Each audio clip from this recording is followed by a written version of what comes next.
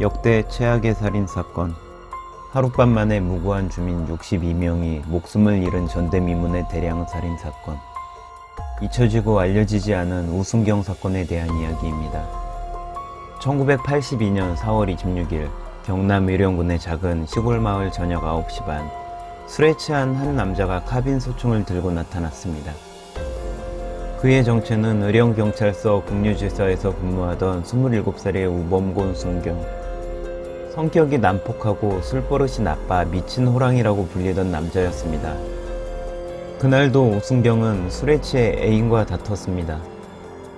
화가 잔뜩 난 채로 집을 박차고 나온 그는 경찰서 지서 옆 예비군 무기고로 향했습니다. 지서장과 동료들은 온천 접대로 자리를 비운 상황.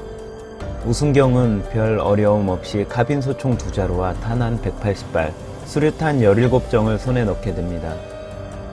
지나가는 행인을 먼저 쏴 죽인 우승경은 우체국으로 가 전화교환원과 집배원을 사살합니다.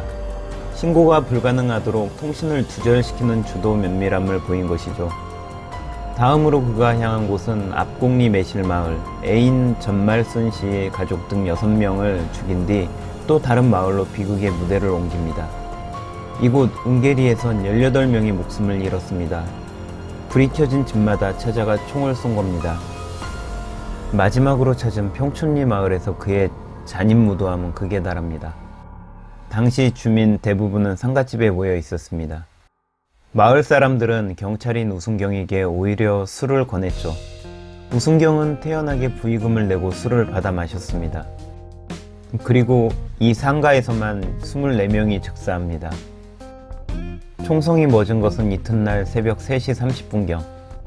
그는 한 가정집에 들어가 일가족을 모아놓고 수류탄을 터뜨려 함께 죽음을 맞이했습니다.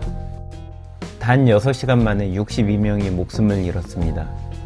지금도 매년 4월 26일이 되면 경남 의령군의 집집마다 제사향이 피어오른다고 합니다. 단일 사건 최다 살인 기록으로 기네스북에 등재되기도 했던 엄청난 사건이지만 이 이야기는 그 잔혹함에 비해 잘 알려지지 않았습니다. 당시 출범한 지 2년도 채 되지 않은 전두환 정권은 보고가 올라가자마자 사건을 빠르게 무마시키려 했었습니다. 경찰관이 수많은 국민의 목숨을 앗아간 것도 모자라 대처 과정에서 경찰 조직의 무능함이 적나라하게 드러났기 때문입니다. 첫 살인이 일어나고 한참 후에 출동한 경찰들이 총에 맞을까 두려워 다리 밑에 숨어 있었다고 하니 국민들이 들고 일어날 만하죠. 공권력에 대한 국민의 불신은 내각 사퇴 압박으로 이어졌습니다. 그래서 전 대통령은 사건 이틀 만에 내무부 장관을 갈아치웁니다. 이때 기회를 얻은 사람이 바로 6년 뒤 대통령이 될 노태우 당시 체육부 장관입니다. 그 다음 날엔 경찰 책임자들에 대한 형사처벌이 빠르게 이루어졌습니다. 피해자 보상도 신속하게 하고 후하게 진행됐습니다.